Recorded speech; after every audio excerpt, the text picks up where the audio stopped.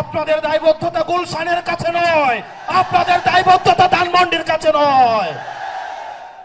অত্যন্ত পরিতাপের বিষয়, আজকে পুলিশ সদস্যরা এখানে যারা আছেন, আইন শৃঙ্খলা বাহিনী আপনারা যেখানে আছেন, অতীতে আপনাদেরকে ব্যবহার করে আপনাদের ঊর্ধ্বতন কর্মকর্তারা তাদের পদ পদবি বাগিয়ে নিয়েছিল, আপনাদেরকে ব্যবহার করেছে। আল্লাহর দোহাই লাগে, উপরে আল্লাহ নিচে জমিন, নিজেকে আর ব্যবহৃত দিয়েন না। আপনারা ন্যায়ের পক্ষে থাকেন, ইনসাফের পক্ষে থাকেন। কোন রাজনৈতিক দল নয়, বাংলাদেশের জনগণ আপনাদের পক্ষে থাকবে। 12 তারিখ নির্বাচনে প্রশাসনের ভাইয়েরা আপনাদের কাছে উদাত্ত আহ্বান জানাবো, আপনাদের কোন দলের গোলামি করার দরকার নাই। প্রশাসনের ভাইয়েরা, আপনারা জামাতে ইসলামেরও নন, আপনারা বিএনপির নন, আপনারা এনসিপির নন। আপনাদের জবাবদিহিতা বাংলাদেশের জনগণের কাছে। আজকে যদি আপনারা ভোট চুরি করে, লাইলাতুল ইলেকশন করে, রাতের ভোট দিনের ভোট রাতে করে, জনগণের ভোট চুরি করে আপনারা নির্দিষ্ট কোন দলকে ক্ষমতায় নিয়ে যান, আপনাদের সন্তানদের কাছে আপনারা দায়বদ্ধ থাকবেন। প্রিয় মিডিয়ার ভাইয়েরা, অত্যন্ত পরিতাপের বিষয়, এই জুলাইয়ের পরেও এই মিডিয়ার ভাইয়েরা দালালি বন্ধ করে নাই। সময় টেলিভিশন, 71 টেলিভিশন, ডিবিসি আবার দালালি শুরু করে দিয়েছে। আল্লাহ সাক্ষী, আমি সাক্ষী, আমি দেখেছি এজেন্সি যে রিপোর্ট লিখে দেয়, ডিবিসি 71 সময় টিভি সেই রিপোর্ট তারা পাবলিশ করে।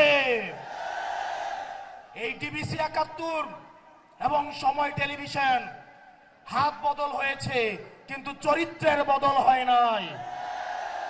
আপনাদেরকে আবারও জনগণের কাঠগড়ায় দাঁড় করাবো ইনশাআল্লাহ। এই মিডিয়া শুধু প্রশ্ন, দুনিয়ার যত প্রশ্ন, দুনিয়ার যত সমস্যা, আমাদের ইনকাম কি, আমাদের চলাফেরা কোন জায়গা থেকে আসে, আমাদের শার্ট কোন জায়গা থেকে কিনি, রাজনৈতিক কর্মসূচি কিভাবে হয়, দুনিয়ার সকল প্রশ্ন আমাদের জন্য।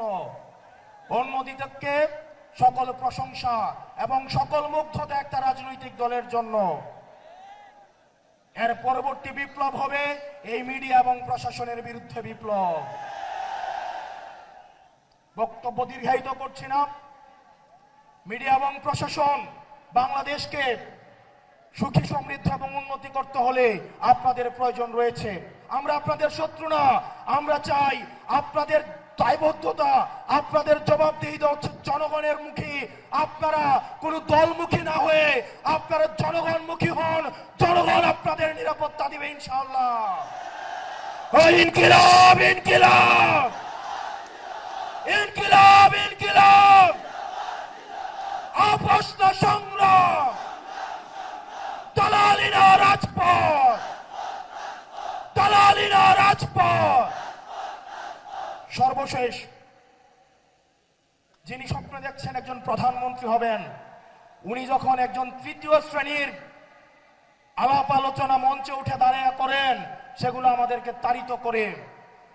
জনাব তারেক জিয়া, আপনি যেভাবে গুপ্ত গুপ্ত বলে আপনার নিজের নেতাকর্মীদেরকে হত্যাযোগ্য করে তুলছেন, গত 17 বছর কিভাবে ফ্রিল্যান্সিং এর মাধ্যমে দল পরিচালনা করেছেন, সেটা একবার নিজেকে প্রশ্ন করে দেখেন।